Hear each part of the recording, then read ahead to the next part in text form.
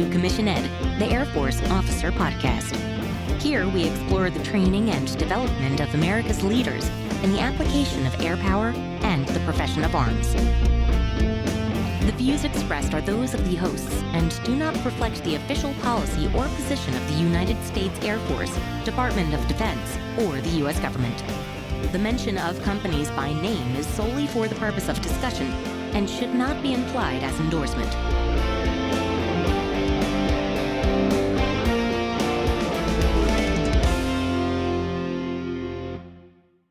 Welcome back to another episode of Commission Ed, the Air Force Officer Podcast. I'm Colin Slade. And I'm Reed Gann, and we're your hosts for Commission Ed. In today's episode, we are going to introduce you to one of my greatest mentors, greatest friends in the Air Force, someone I respect more than I can say.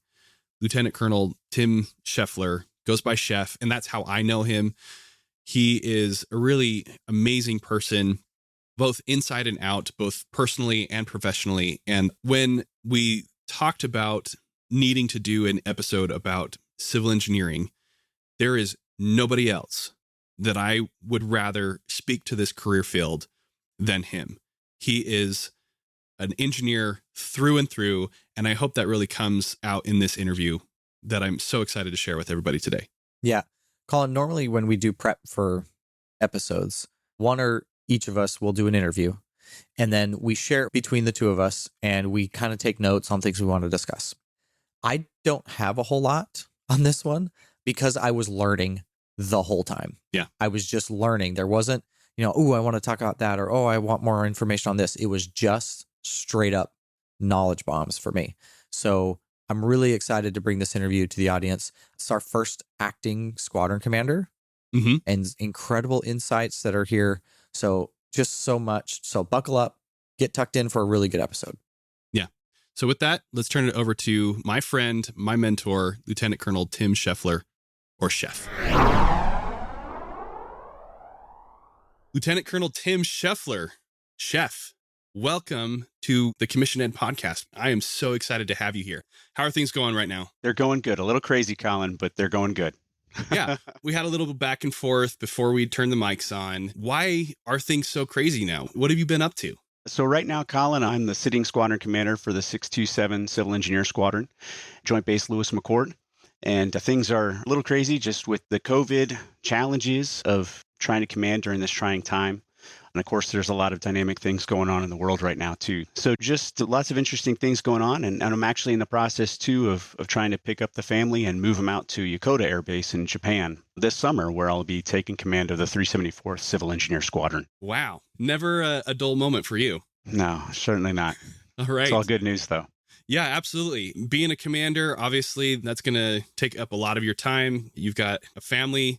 They're at home with you. They're going to take up some time. Yeah. And then, you're just an all-around great person who has your fingers in a lot of different things. And no wonder you're busy, feeling like you're running around with your head cut off. But Chef, thank you so much for taking the opportunity to join me here on the podcast. So excited to talk to you. Just one, because you're an incredible human. I value any time I get to spend with you. But today we're talking about our mutual career field, the 32 Echo 32E Civil Engineer career field, and best career field in the Air Force, right? Absolutely. Definitely, man. Yeah. So my goal here today is to settle all those arguments and leave everyone in agreement, nodding their head, saying, absolutely, that is the case. I want to go be a civil engineer. So that's our goal, right?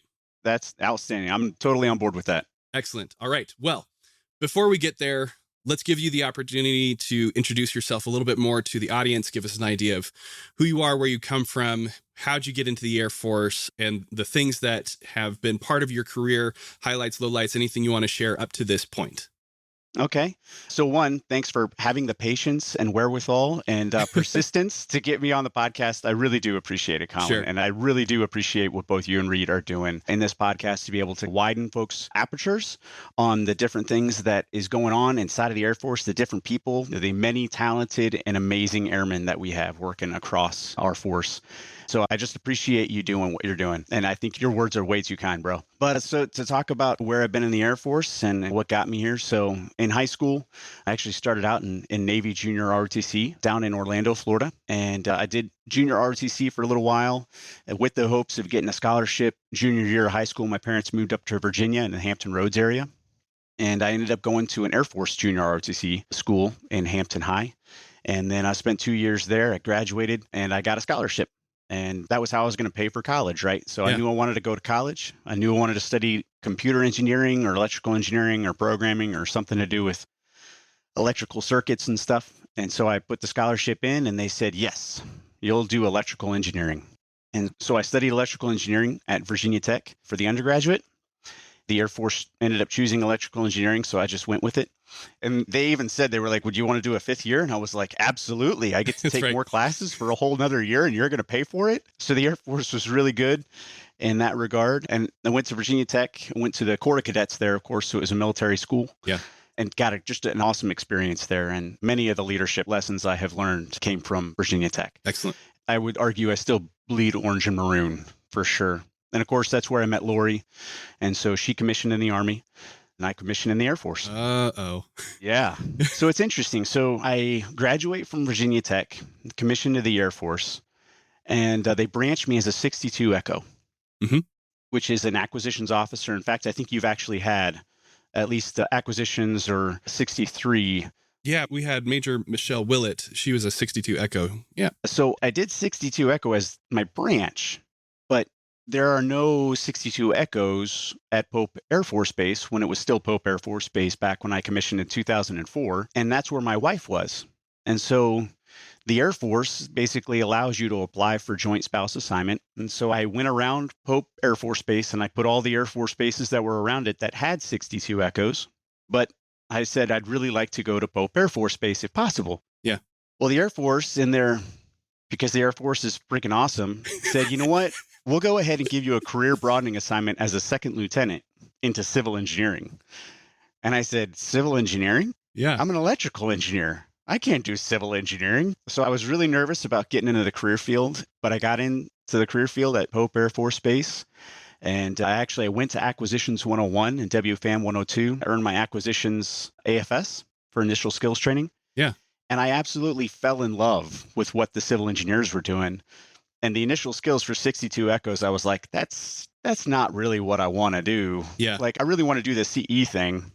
And timing is everything, right? So that just so happened that my career field was trying to kick 75% of my year group out. And so I managed to call the functional. I said, hey, I'm really interested in switching over to be a civil engineer. She said, well, call the civil engineer functional and see if they want to take you. Called the civil engineer functional. I said, hey, I'm an electrical engineer. And they said, we'll take you. So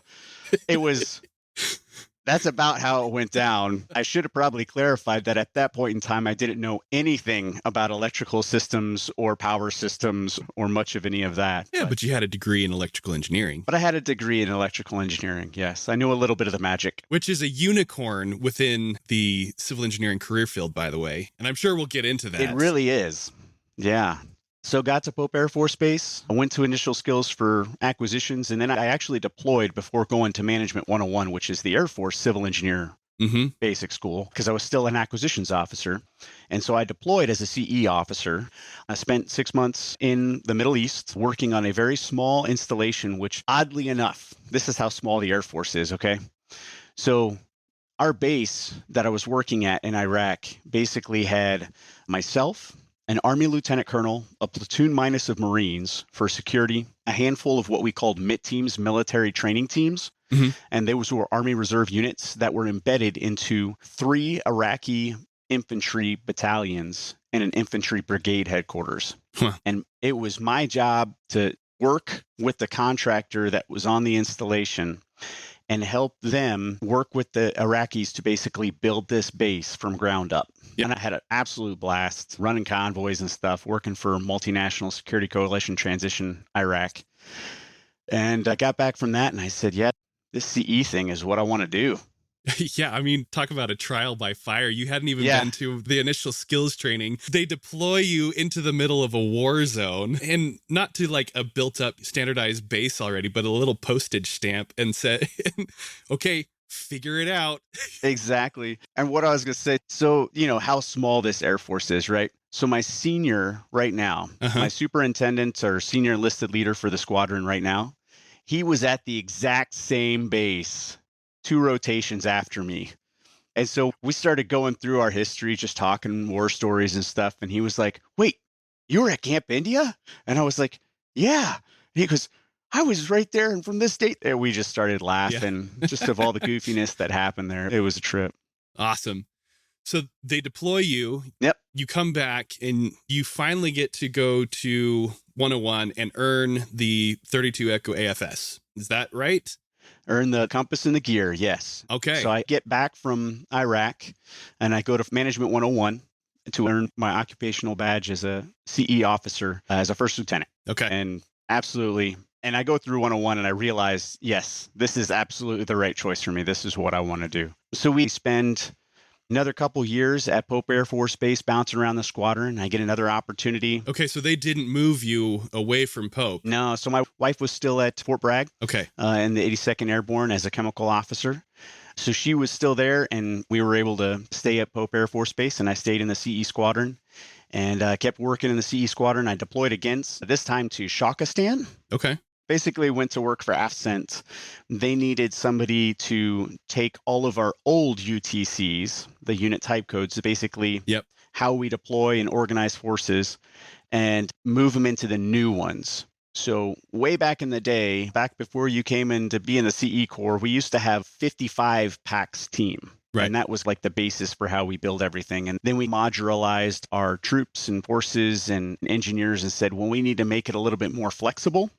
And let's build it around a 26-man team. And so we basically had to take everything that was in the AOR on the entire tip fid during the surge of Iraq and Afghanistan and basically change all of those UTCs within the tip fid. And so reconfigure how that force is deployed, how that capability is packaged and presented to the combatant commander in order to achieve some particular effect. Obviously, not directly related to combat because we're civil engineers. Yep. But it's a really important aspect of what we do. We are a capability that is available to the commander, and those UTCs, those unit type codes, and these different force packages are a big part of how we operate, right? Absolutely. So I did that and got back to Pope. While I was there, I got notified by AFIT. They said, hey, Chef, we like what you did at 101. We know you want to come back here to be an instructor, and we think we have a slot for you. And so they said, so go ahead and put your application in. I went ahead and did my application. I got picked up to be the electrical engineering instructor. And so they sent me to school, and I picked Wazoo, Washington State University. And so the Air Force paid for my master's degree in electrical engineering, and it was in energy and power systems. So it was much more in the stuff that was applicable to the Air Force infrastructure, utility systems, and stuff. So I went and studied power systems at Wazoo in Eastern Washington, and I graduated from there and then went to be an instructor at AFIT. And so at AFIT, Air Force Institute of Technology, I worked for the Civil Engineer School, and we handle all continuing education and initial skills development for all CE officers and now CE airmen enlisted forces throughout our Air Force, along with all the civilians as well. It's a tremendous place to work. It's probably one of the hardest assignments to leave, simply because you've got a really tight-knit group of instructors there. And I genuinely believe like there is nothing more rewarding than teaching a topic that somebody is intimidated by, and then having that person like seeing a light bulb go off and they're like, I get it now. I understand. And you're like, yes, it was such a rewarding experience. Yeah. So that's actually where I met you for the first time, for better or for worse. Everything that I know about civil engineering started with you. I know. And definitely everything that I know about electrical engineering and power systems and all of that, which is not very much.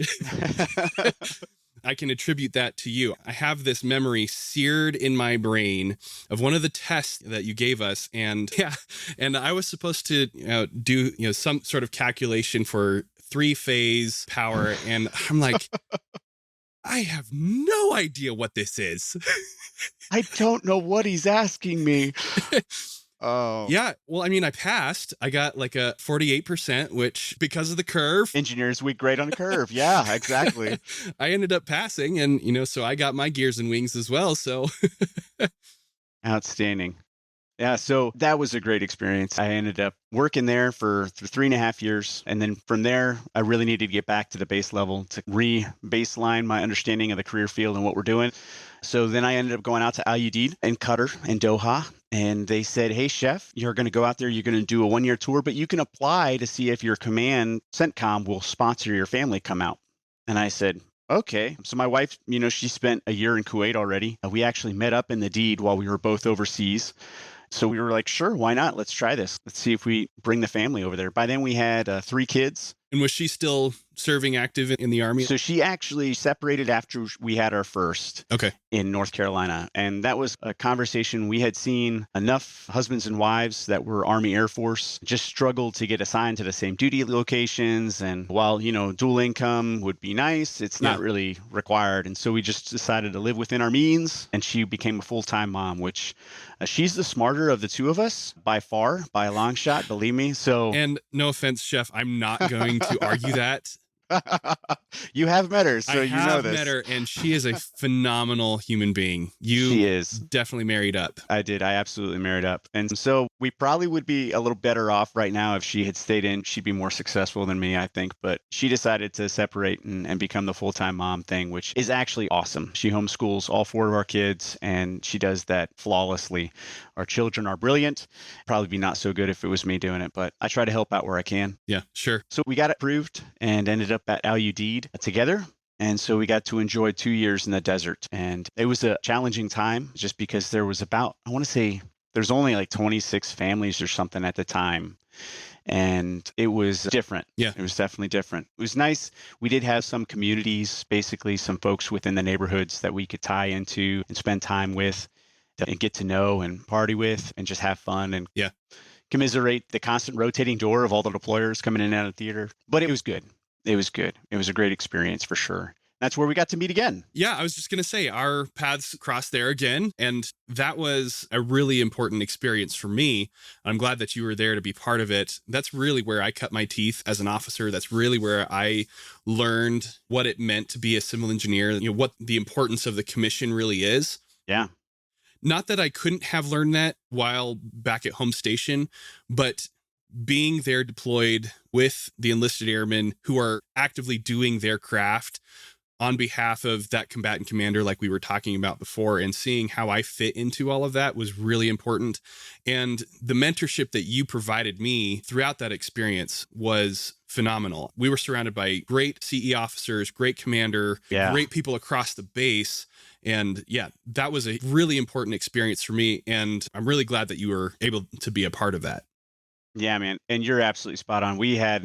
I was really fortunate for both years because the first year we had an amazing squadron commander and then an amazing group commander. And then the following year, I was really nervous because I was like, who am I going to get for a group commander and who am I going to get for a squadron commander? Because I'm going to be stuck with them for a year. Right. And again, like just amazing people. So it helped me get a lot of confidence in the leaders that we're selecting in our Air Force for those key positions. Yeah.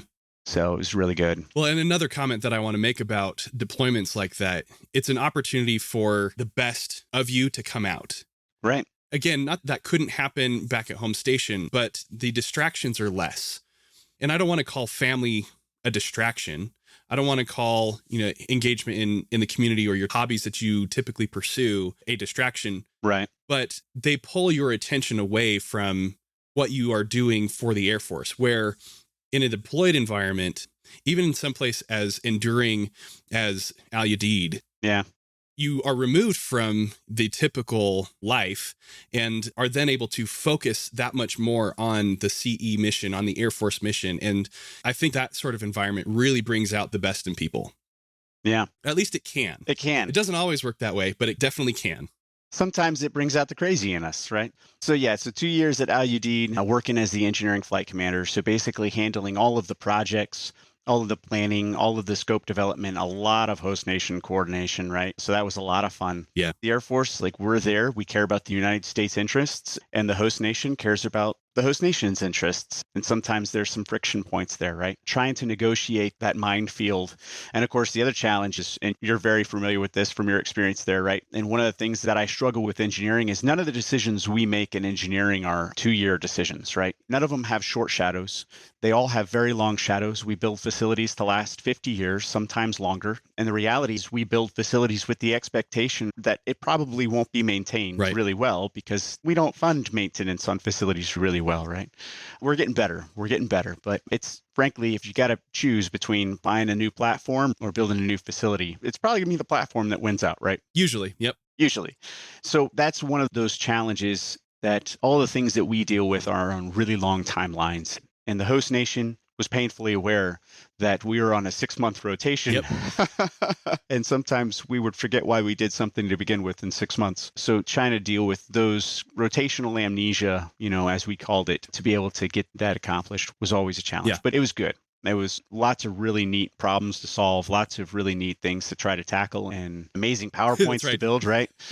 To get in your PowerPoint Ranger tab, right? Exactly. So from LUD, left there in 2015, I got picked up for Air Command and Staff College, and I went to Air Command and Staff College to do the PAS program, so the Political Military Affairs Strategist, and graduated from that in 2016.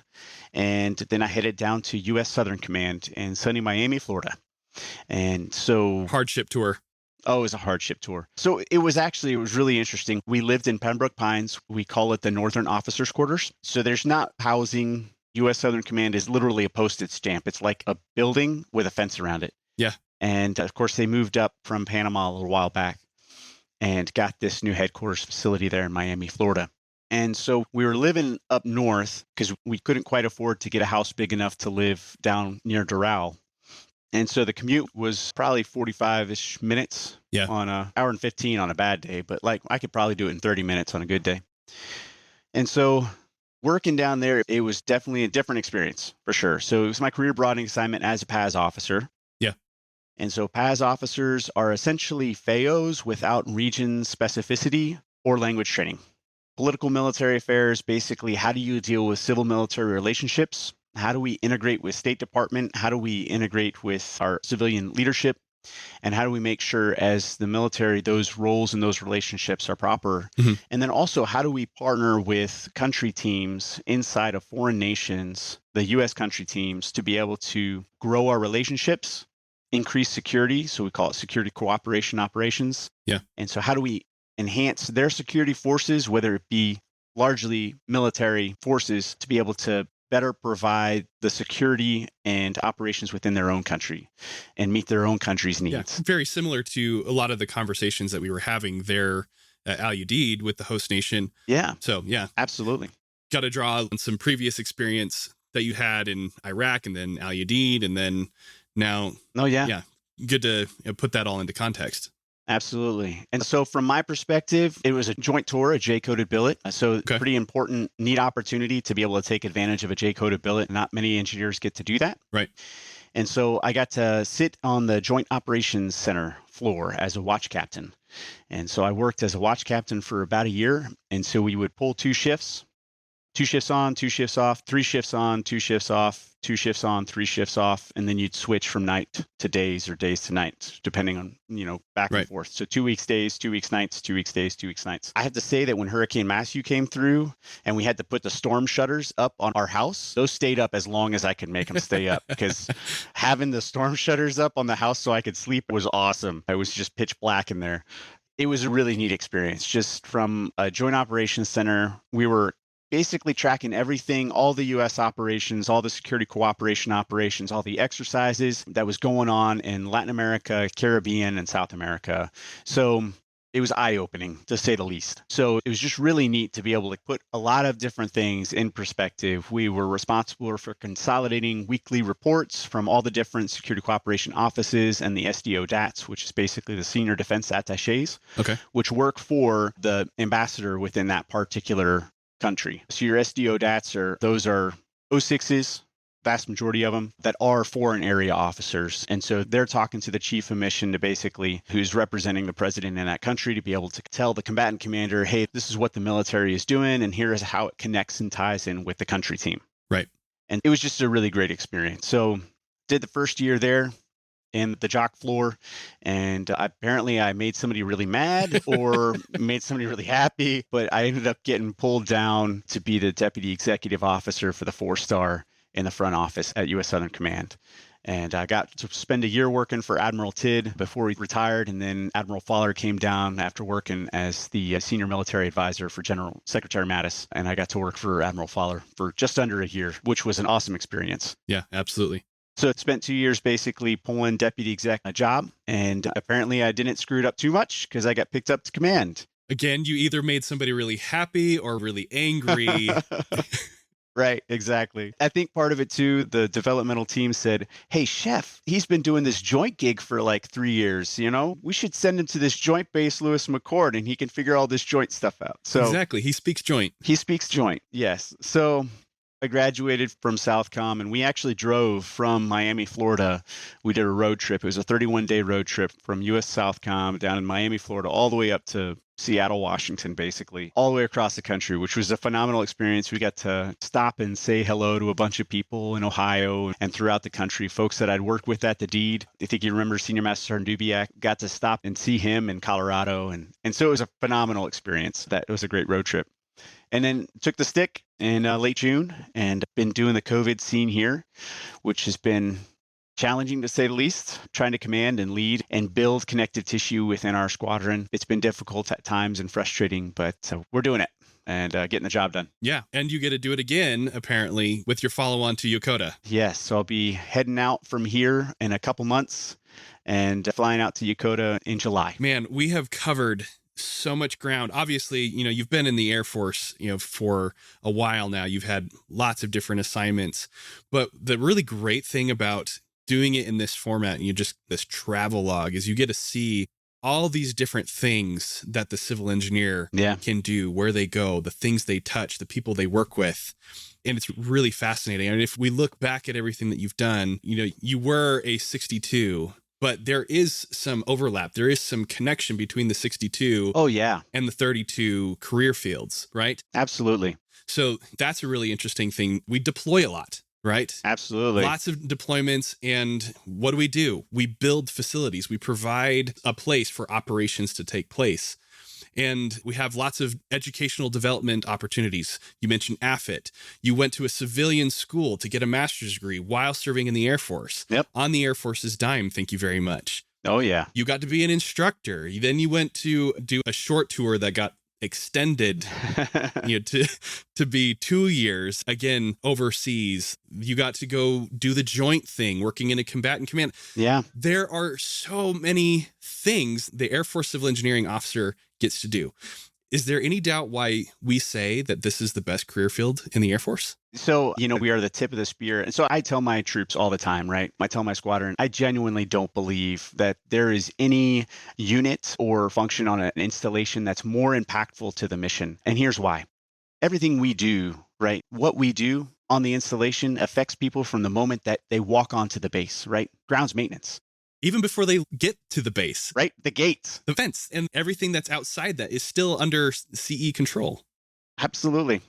The guardhouse. And so as you're going through the base, you're driving through the base. If it looks horrible and that doesn't necessarily make you feel good about where you work, that's going to affect the mental state of those people that are coming through the gate, right? Mm-hmm. And, we affect them when they're driving into work, when they walk into their building and how their building functions, whether the AC's on, whether the power's working, whether the toilet's flush, whether the water's running.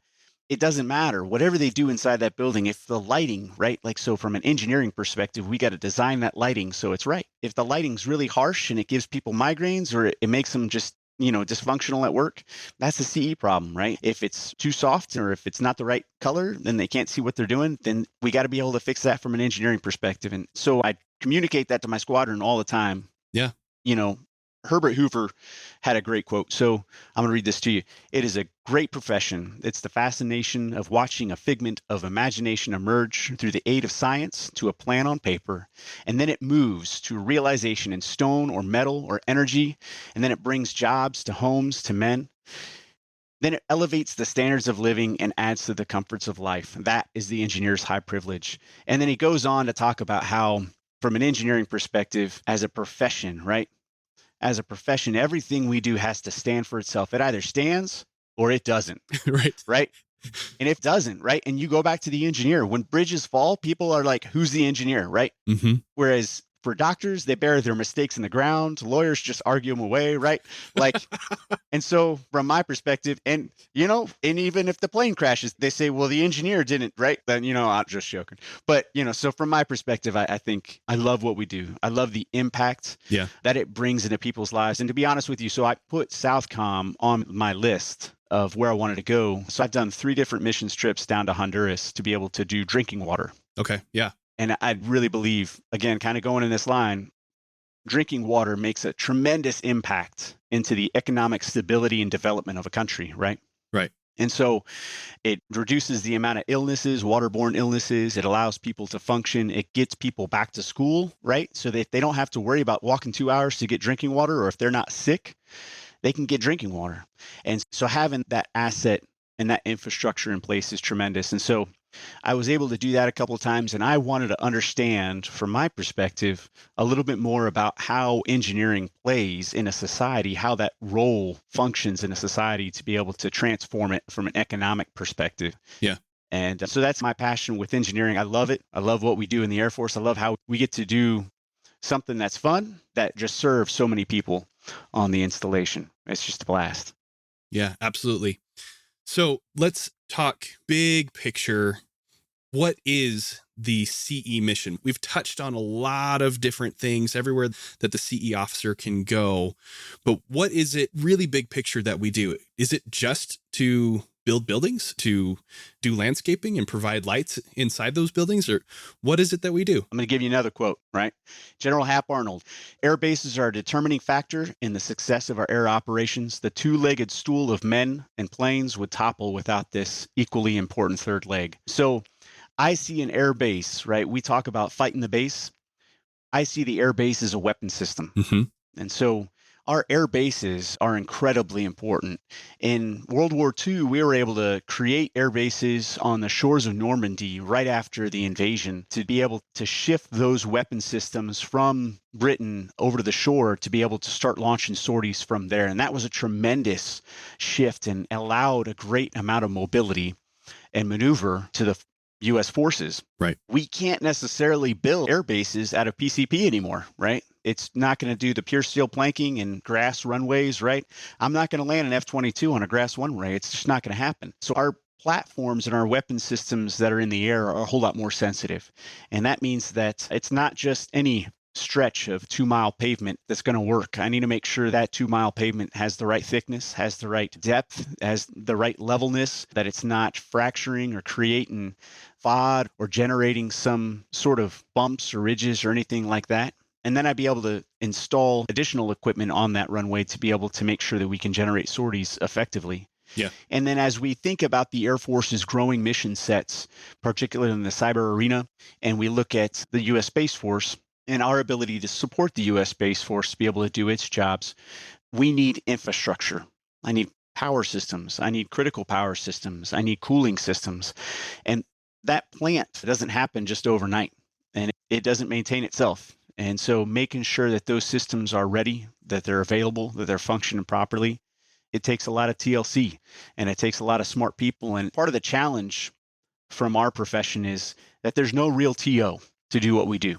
Right. It's all engineering. And so it's not necessarily this HVAC, you do X, Y, and Z to it, and this HVAC, you do this and this. There's no book oftentimes that I can pull out and just go, oh, well, I just need to do X, Y, and Z. It takes some creativity, some ingenuity, and some real engineering, right, to be able to figure out what those problems are and design the solution.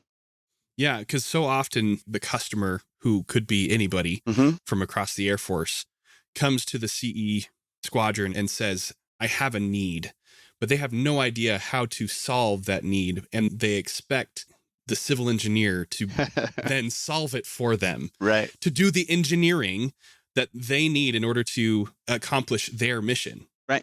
And you're spot on. So much of the time, it's all about communication, right? Right. Communicate not to be understood, but communicate so you can't possibly be misunderstood. And so with that, understanding what the customer is trying to do And again, regardless of who the customer is, trying to get inside their mind and trying to say, okay, what is your mission? What are you trying to accomplish? What are you trying to affect? And then to take a step back and say, okay, well, maybe you're focused on this solution for the problem. Maybe we can do this and it's just as, effective, if not more, but it's going to cost a whole lot less, right? Or maybe I can do this in the same time I do this, I can also solve this problem over here by this other customer. Yeah. And we can try to match up and try to get the best solution for the situation. Yeah. A lot of deconflicting of priorities across an entire installation. Absolutely. Because the flying squadron is going to want something that is going to have an impact on the security forces squadron, but they need this other thing that has a logistics tail and a maintenance cost to it. And having to rack and stack all of those things because, oh, by the way, Yep. You got into this earlier, the things that we do are typically rather permanent. Oh, yeah. And very expensive. Again, none of the decisions we make are on a 2-year timeline, right? We have to really practice really great asset management, right? And that means understanding, one, what we have out there, which is a challenge, right? We've been building facilities and infrastructure for the past 100 years, and some of that is still there, right? Yeah. We just recently dug up wooden water mains. Those are still out there. And working through that process to be able to manage those assets, one, first we have to understand what's out there. And then we really have to, do some calculus and say, okay, I'm always going to have more requirements than resources. And how can I manage my assets? How can I manage my time? How can I manage my money? And how can I manage that real property to make sure that I'm putting the dollar where it makes the most sense, right? And then I make sure that I'm taking care of that mission set and that the mission is still effective with those investments. But at the same time, I'm not taking too much risk somewhere else where I might not be investing those dollars in. Yeah, absolutely. And therein, I think, is a really good place to shift the conversation to the CE officer specifically. We've talked about the mission set of civil engineering as a whole, Yeah. But how does the CE officer fit into all of that? What is their purpose? What is their role? I mentioned a little bit about the engineering profession, right? And that's what President Hoover was talking about, like this profession of engineering. And the reality is that engineers, even if you're a professional engineer, so when I was in Ohio, it was a lot of peer pressure from the instructors, right? And so all of the technical instructors, they were all going out to get their license. And I showed up, I just finished my master's degree, and I said, you know what? Why not? Right? This stuff is never going to be fresher in my mind than right after this master's degree. Right. And I said, let's go ahead and take this test. We'll get it done. And so you sit through the grueling 8-hour exam, which basically covers all topics that's electrical engineering. Somehow, some way, I passed. And so I don't know how, maybe they got my exams changed out with somebody else's, but so I get my license. And when you take the license every single year, or every 2 years, depending on the timeline, you've got to renew, and they show you the oath. Well, there's an oath, engineering oath, right, that goes along with our profession. Mm-hmm. And it means that we're going to practice engineering inside of our profession. It means that we're going to abide by an ethical code. It means that we're going to practice good judgment that's not going to put the public population in risk, right? Because what we do as engineers, it has to stand for itself, right? If that bridge falls down, somebody's going to get hurt in the process. And we got to be able to give investors, government and political officials understanding of when the limits and capacities are, so folks can make good, safe decisions. Yeah. And even if someone doesn't get hurt, when that bridge collapses or when that building falls or when the runway fails, there is that loss of everything that we've been talking about, that huge investment of time and money, because as we've said multiple times now, everything that we do is permanent. It takes a long time to accomplish. It costs a lot of time and money in order to do those things. And without the profession of the engineer behind that, right, trying to avoid those failures, then the cost goes way up. The loss goes way up. Absolutely. Absolutely. So an engineering officer for the Air Force in particular, right, we need to be able to understand those decisions that we're making. We need to be able to understand the engineering rigor that needs to go into making decisions for facility investments. And we need to be able to ask hard questions to our contractors, right? Who are oftentimes are held to the exact same profession's guidelines, but we need to make sure that we keep each other accountable in that way. And so the Air Force has made a conscious choice, right, that we will keep really good engineers in blue suits. So our profession is rather unique, right? You do have engineering, you have CBs in the Navy, you have combat engineers in the Army, and you have engineers in the Marine Corps as well. And we probably have a good ethos that's close to the CBs in that regard. But for engineers, we really need to be able to be effective in making risk-based decisions and making asset management decisions, which means understanding a lot of detailed technical information, which means understanding a lot of asset management information, balancing that, and being able to maintain the weapon systems that we have in air bases. And so if folks are interested, they can go out and see the CE truths, right? There's 6 CE truths that shape our why, what we believe from an engineering perspective and why the Air Force still has engineering. And all those things that I basically summed up right there are sort of rolled into it. But to the kind of the first and the last, right? Our air bases are power projection platform, and our air bases are maintained, sustained, and built by airmen engineers. That's right. And that's our business. And as officers, we need to be able to understand risk associated with those air bases. We need to be able to articulate that risk, right?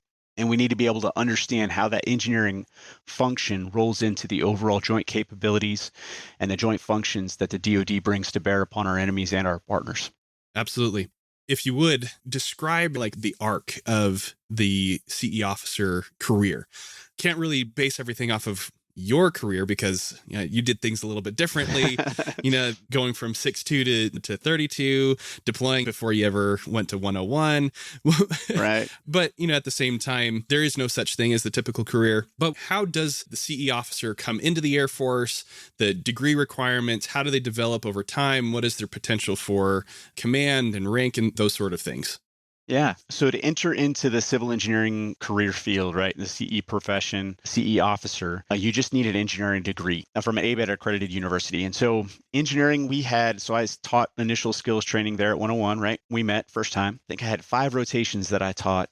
We had biomedical engineers, we had forestry engineers, your standard mechanical, electrical, civil, not so many electricals, right? But we had an aeronautical engineer come through. Gosh, with just a whole kind of gambit. Industrial systems engineers, which I always love those because at Virginia Tech, we call them imaginary engineers. Not to be confused with Imagineers. Not to be confused with Imagineers, but industrial systems is, from an asset management perspective, it's actually really good, right? Because it basically says, how are you developing your processes and procedures, and how can you do it better, right? How can you manage your overall system? Yeah. And so that kind of system engineering is actually a pretty good thing to have. And we also actually have architects. So architects is the other degree that can come into the career field. Mm-hmm. That's not engineering, but engineering and architects. And folks who come in, they'll go through Management 101, and typically they don't go through Management 101 until they've been at their base for about 6 months. And the reason why is that we want you to understand a little bit about the CE squadron for your location. There are no 2 CE squadrons that look alike in the Air Force, right? Because there are no 2 bases that look exactly the same. Exactly. The CE squadron is there to be able to support that weapon system. And each of those weapon systems, we've got every single one of those hundreds of bases that are out there are unique. Yeah. They have unique missions that they support. They have unique functions on that installation. And we've got to be able to adapt ourselves to whatever needs attention on that installation. You'll spend some time, you'll understand the functions of that particular installation. After that, you'll go to 101 and you'll come back and you'll probably bounce around a lot as a lieutenant in that first 4-year assignment. And typically we leave our first time officers at their first installation for about 4 years.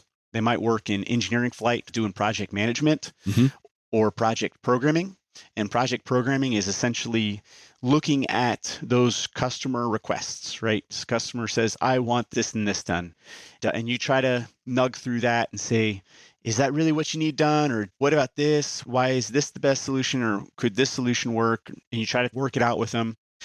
And then you come up with the right color of money to put against that requirement, and then you get the right approval, right? Yeah. So depending on the color of money, you might need congressional approval if it's MILCON, right? So you might have to get a congressional budget passed to be able to make that happen, which is not an easy task, mind you. Right. If it's something a little less, you might just need the squadron commander's signature on there to be able to approve that particular requirement. And so That's project programming. You might work with our asset management flight on real property accountability. So we're supposed to understand all of the real property that's on the base. And that's part of that asset management approach, right? I need to know where all my sidewalks are. I need to know where all my electrical lines are, where my water lines are, where my sewer lines are, where my lift stations are. I need to know what's the square footage of every single building out there? What kind of floors are made in that building? How many windows does it have? What kind of windows are they? What kind of roof does it have? How long has that roof been on there? What kind of mechanical system does it have? Et cetera, et cetera, et cetera, et cetera. Right. That's a very difficult task, right? You might have a chance to work in the environmental flight. Not too many Air Force officers spend time here, but they can. And that's basically making sure that we're being good stewards, right? We haven't always made the best decisions in the DoD. You know, we had one situation at Pope Air Force Base when we were working a gate project, and literally like the whole gate was awarded. I want to say the contract was awarded for the gate. And lo and behold, it was right over the top of where they thought they had dumped a bunch of, I believe it was mustard gas or something previously. And so they actually had to like shift everything over to be able to make sure that they didn't dig up all this mustard gas or disturb the site. So again, tracking where all those sites are, working mitigation or remediation to be able to restore an environmental ecosystem to where it should be due to maybe we made a mistake in the past and we've got to do some restoration. Which is an interesting one when you consider what we do overseas. You know, we've been saying that so much of what civil engineers do is permanent. Right. But when we deploy, when we go to do a contingency, we don't want things to be permanent. Right. We want to go there, do our operation, be done with it, and leave and be like good Boy Scouts and leave no trace. Exactly. And that's understanding those contingency operations, right? That's all part of this base level experience, right? So you're working your day to day, making sure that air-based weapon system is ready to execute its mission and support its mission. And at the same time, you're exercising to deploy and you're possibly deploying, right?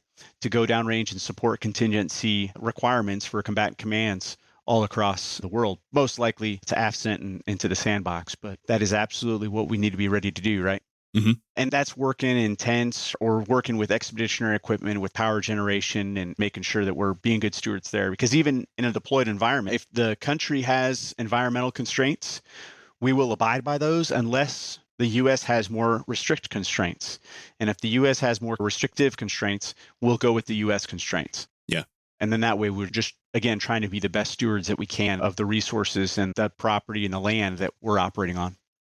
But as you get promoted up to captain, there's like no shortage of what you can do as a captain, right? So you can go be a USAFA instructor within the 32E career field, right? You could go be an AFIT instructor. You could go do ROTC. You could be SOS instructor, right? All those additional duties. We do exchanges with the CBs. Mm-hmm. You could start getting into the RAS program. And of course, as you get closer to the major grades, you can move into the PAS program. The PAS program is a little bit more unique, is you do earn a secondary AFS. So I have a secondary AFS as a 16 Papa PAS officer, and I can go back and work in the PAS career field if IES has openings and they're willing to rotate me out. And the career field, the CE career field, is willing to release me.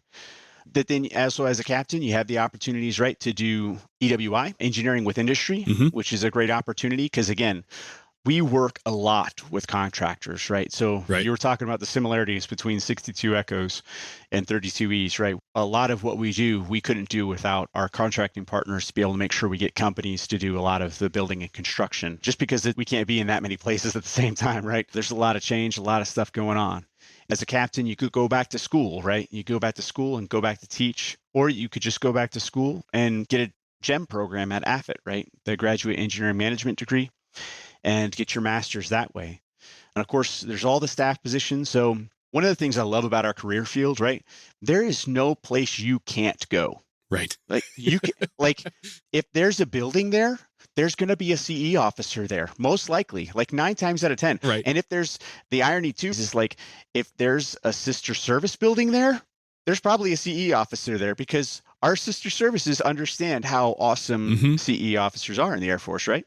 Just to toot our own horn. No, it's true. Like there are no limitations on where the CE officer can go within the DoD, not just the Air Force. Right.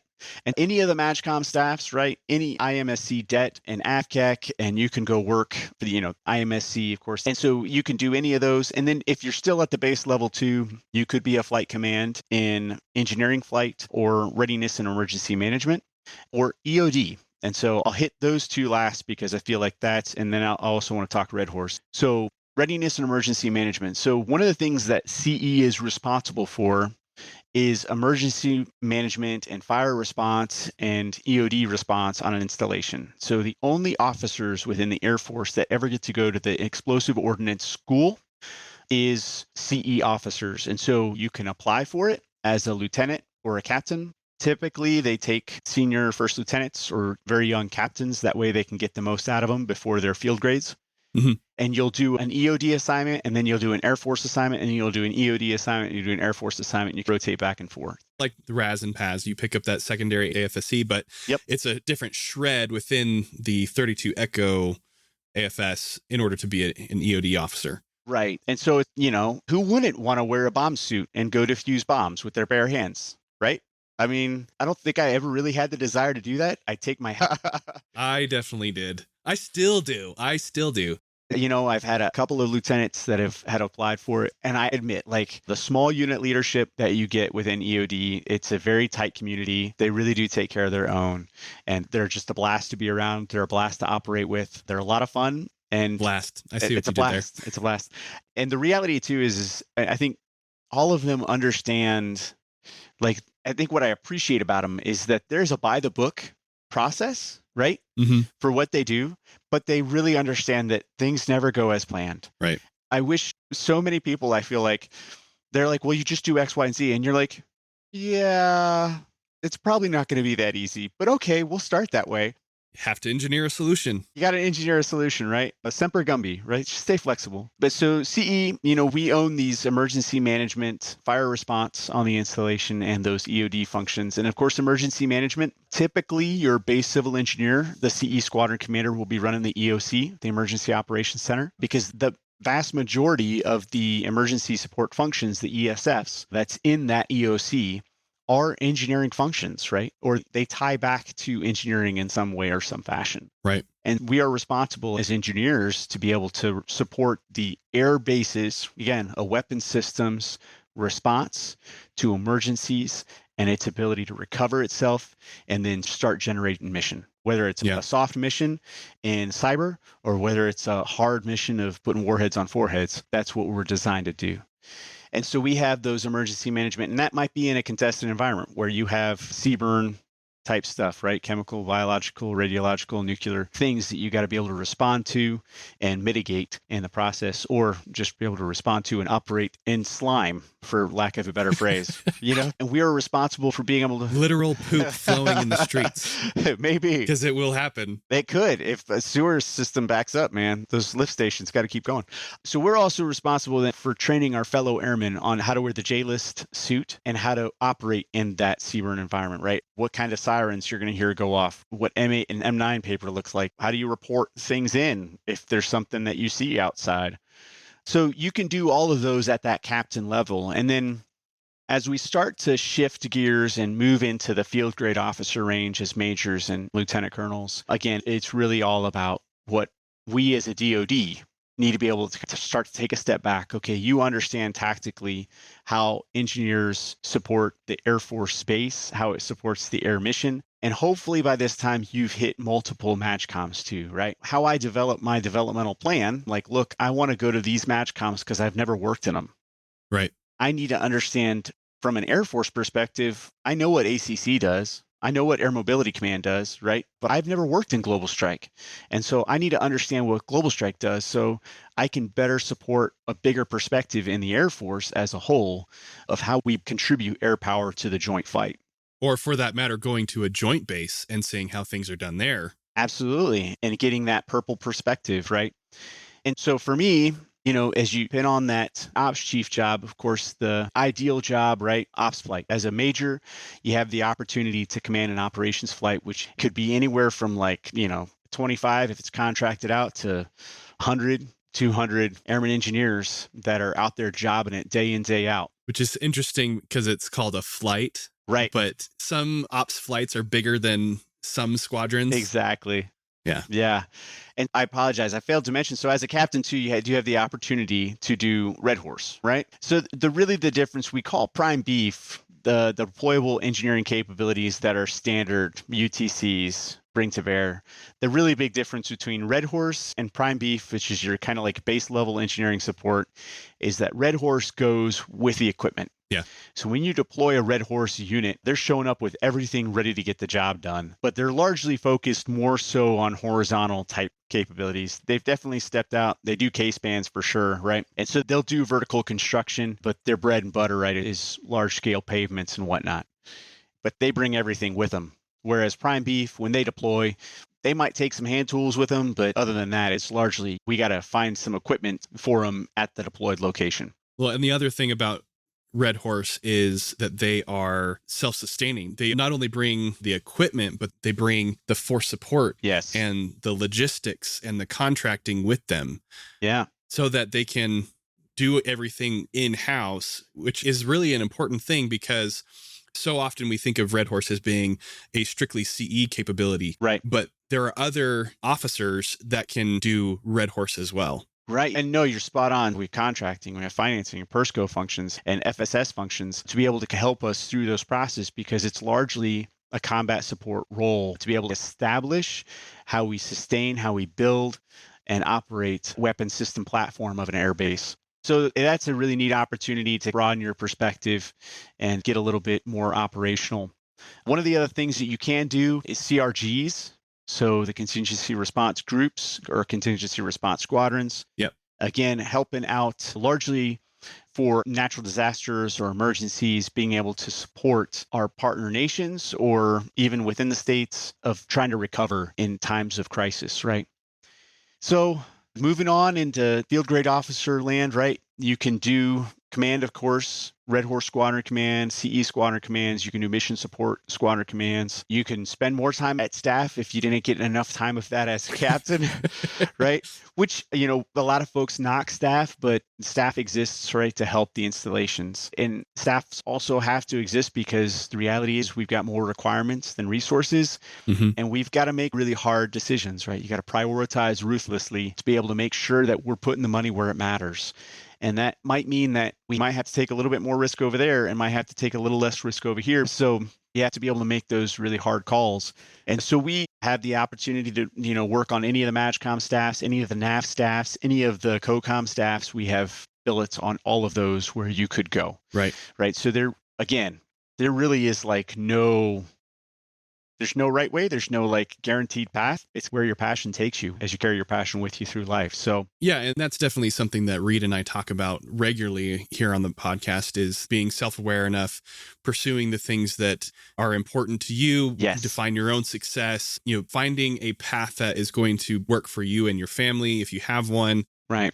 And you know, if you want rank as a civil engineer, you can have it. Yep. Civil engineers promote really well. Yeah. There are lots of opportunities to be an 06. There's a few opportunities to be an 07. I think that there's still one opportunity to be an 08, a major general. Not that rank is all important, but it's good to know that, like I was saying, that CE officers do promote really well. We compete really well within the line of the Air Force C combat support category, where we are lumped together with logistics and force support and security forces. We actually, yeah, we did. I was trying to remember what the last statistics were for 06. It was actually pretty impressive. I wanted to say it was like 18 of 19.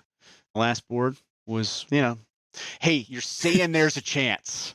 That's right. You know, but we talk about like the pinnacle, right, is squadron command, right? And like it's one of the hardest, most challenging jobs in our Air Force as a squadron commander, but it's also the most rewarding and challenging, right? You learn a lot about yourself. You learn a lot about our Air Force. You learn a lot about the best asset, the most important asset that our Air Force has, and that's the people that make it go, right? For sure. So, you know, as 04, 05, you're doing those things and essentially going to Air Command and Staff College or doing it correspondence, right?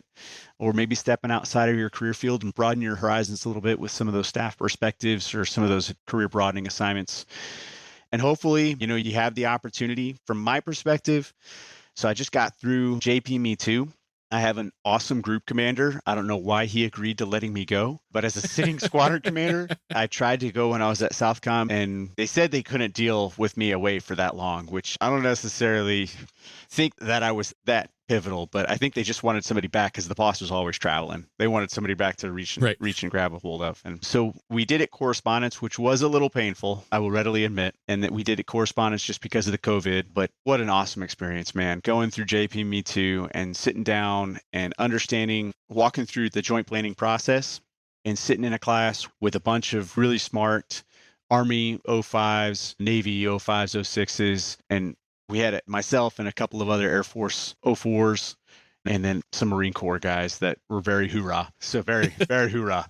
But it was awesome, right? I mean, just being able to talk through these requirements. And I'll tell you what, man, the biggest thing that we talked about in that class in campaign planning and contingency planning, right? It was all about logistics, right? How we get engineering support functions out there, how we get beans and bullets out there, how we get those sustainment functions out there.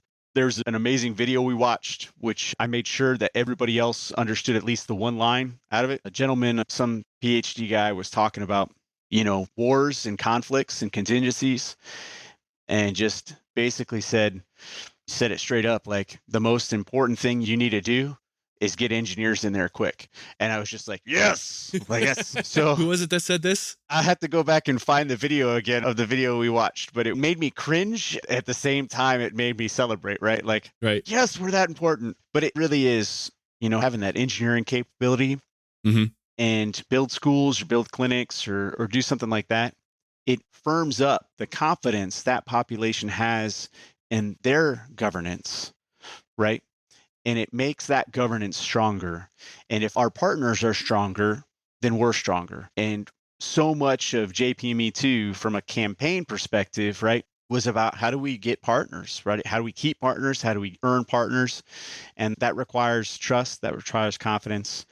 And frankly, if you want to look at our near peers and China's policy of Belt and Road Initiative, that's engineering right there, man. It is. It's meeting infrastructure requirements and meeting infrastructure development and economic development within countries. Building islands out in the middle of the ocean. That's engineering. And building islands. That's pretty intensive engineering. Yeah. Yeah. Let's go, Seabees. This is you. Let's see. Oh, yeah, that would be pretty cool. Have an island building cape in the Seabees. That would be pretty legit. Well, great. Chef, we have covered so much ground. My notes here are like pages. And I'm a civil engineer. Like, I've been there, I've done this, but I'm learning so much about what the career field is capable of. And this is exactly why I wanted you to be the one to come speak on what and why and how of civil engineering. I knew I could do it, but I definitely couldn't have done it to this level. So thank you so much for taking the time to share all of this. And even though we covered so much ground, we didn't even cover the half of it. Yeah. There's still even so much more that civil engineers are involved in, that the CE officer has a responsibility for, that what they go through to become the expert on all things infrastructure and emergency response, emergency management, all those things. And then just like you were getting into the very end here, command. Man, we didn't even spend any time on that. And we're just going to have to bring you back. I think we might be able to make that happen, brother. Okay. All right. As is our wont, we want to wrap up here with just a couple more questions. First of all, how is it that you want people to get in touch with you in case they have questions about becoming a civil engineer, being a civil engineer, developing as a civil engineer, where they can go? Maybe they want to do RAS, PAS, maybe they want to go work for a COCOM or something like that. How would you like people to get in touch with you with those questions? So they can definitely look me up on the global if they want to do it that way, or hit me up on my personal email. It's the tschefl@vt.edu. Still rocking the VT. Still rocking the VT, man. That's awesome. Virginia Tech was nice enough to let me keep it. Yeah, that's awesome.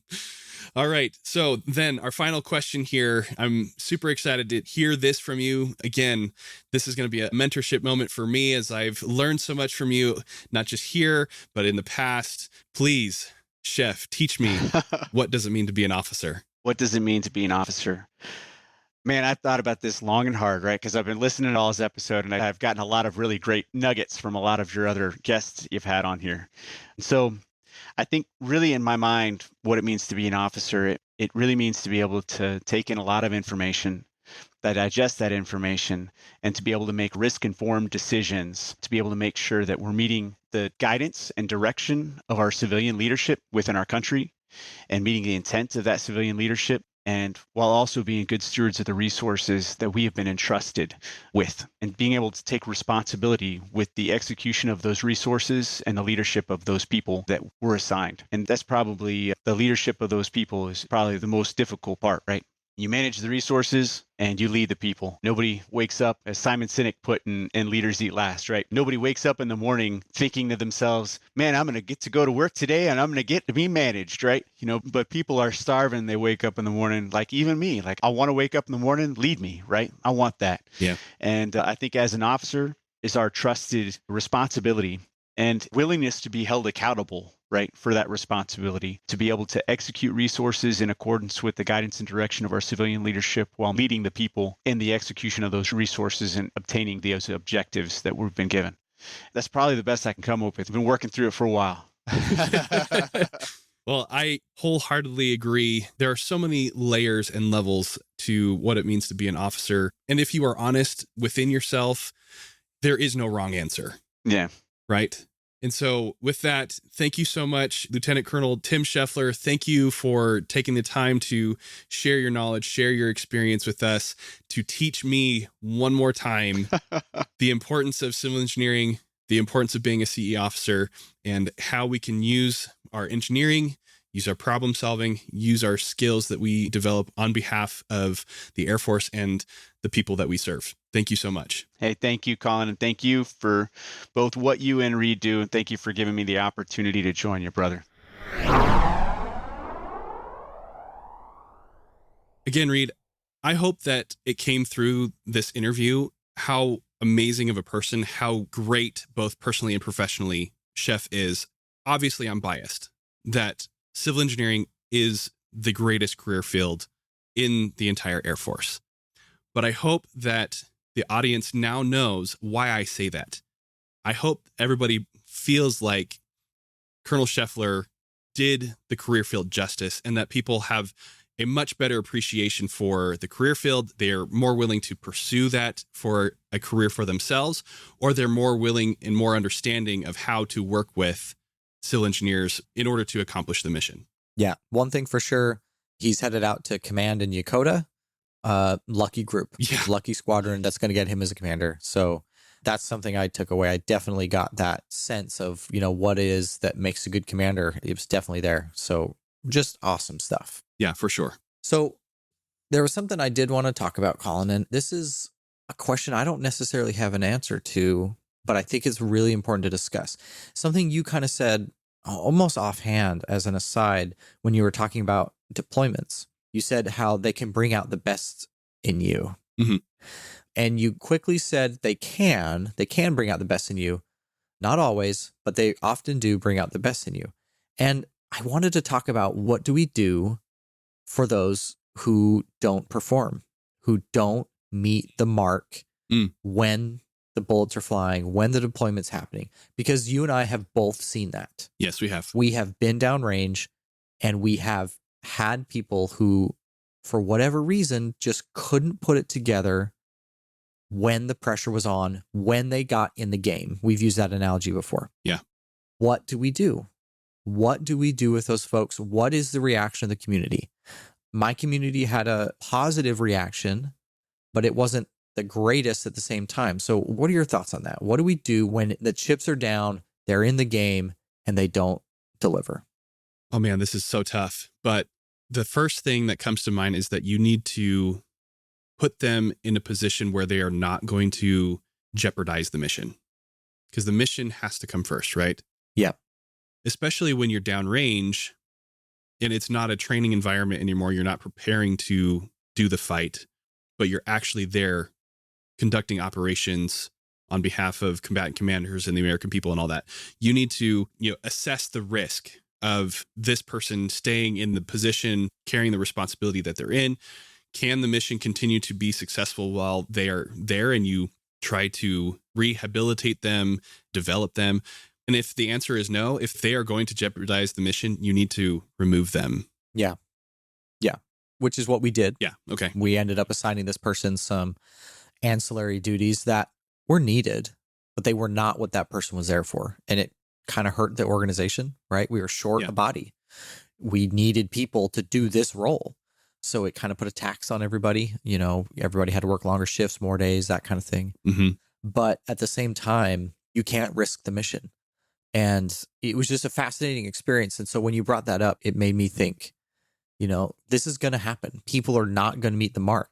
And it's not to say that this person was a bad officer, right, or that they couldn't do other things. And that's actually what this person has gone on to do. They've gone on to do other things that are valuable to the service, but just don't directly contribute like we kind of needed at that time.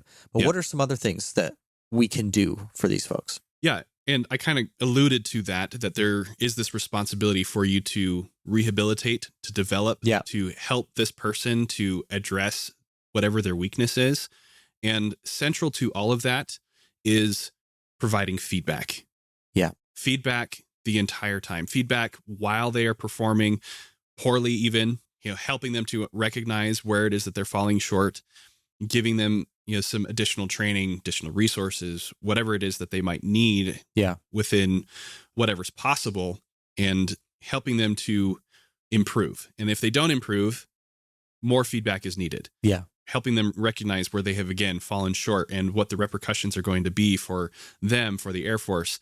And, you know, we've talked about this before, Reed, especially in our episode about the officer evaluation system, that we as an Air Force collectively don't do feedback very well. Yeah. And we recognize that. We are actively working to change that. We have some new forms, some new ways of thinking about, you know, airman leadership qualities, these ALQs, and there's a feedback form that goes directly with that.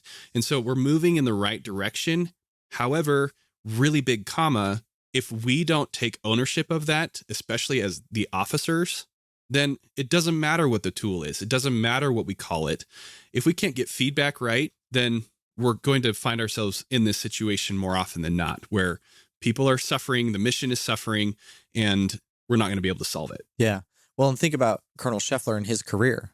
How many times small, critical, and essential feedback led him to take a path that is anything but linear. Yeah. And aren't we all the better for it? I mean, just as he was talking about, you know, heading out to Yokota and the opportunity to take that command, I just kept thinking how lucky those folks were. Because the variety of experience that he'd had over his career doing so many different things, none of which are the canonical. He commissioned as a 6'2". Yeah. His career is anything but a 6'2" career. And, you know, we talked about that with Major Willett, but he would not have gotten where he is without feedback, without people telling him things he needed to know and things he needed to hear. And I want to say something here about being around him.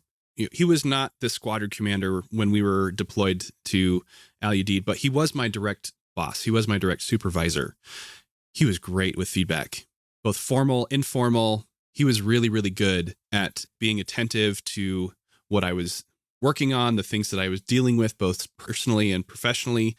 And I became the engineer that I am because of him.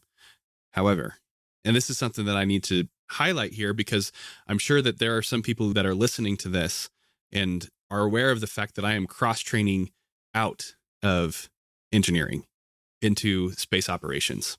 It may have been a direct result of his feedback and others that I've associated with over the course of my time as an engineer. Because of that feedback, I have recognized I am not a good engineer, and that I would better serve the Air Force, and I would feel more comfortable in my own skin and in the uniform serving elsewhere. And that is a direct result of feedback. Yeah. And so I want to thank Colonel Scheffler. Thank you, Chef, for being the great example of what an engineer can and should be, and also showing that it's okay to go other directions. Thanks for sharing, Colin. That's got to be hard to say out loud.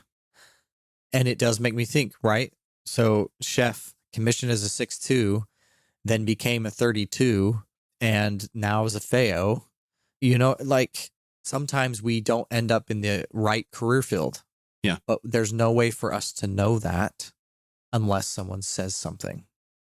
It may not be the right fit. I commissioned as a chemist. I could tell at tech school, just like Chef could, that this was not the career field for me. Yeah. And I was lucky enough to get to a place where I feel like I found my calling and found my tribe. That's not going to happen for everybody the first time. And that feedback's essential. And so, yeah, really good points. And I thought he did a good job of bringing that up for us to discuss. Reed, there's one more thing that I want to bring up, and I think this is a good place to end it, that you mentioned that he is a sitting squadron commander, the first that we've brought onto this show. He's going to be a squadron commander again. And over the course of this interview, which notice it's a little bit longer than usual, and we didn't even touch on command. Like we just brushed over it. Yeah. And I realized that at the end, and we talked about it after the fact, I was like, oh man, we didn't even talk about command. Yeah. Yeah. But then I was thinking about it and like, look at what he's done up to this point. You know, however many years of service, 15, 16 something years of service now. And it's taken that much to build the commander that he is. Yep. And so it kind of like the interview speaks for itself. Yeah. In that regard. Yes, we absolutely need to have the conversation around command. It's definitely something that we want to pursue in the future, especially because you and I have never been commanders before. Yes. That's something that you and I need to learn more about. Mm-hmm.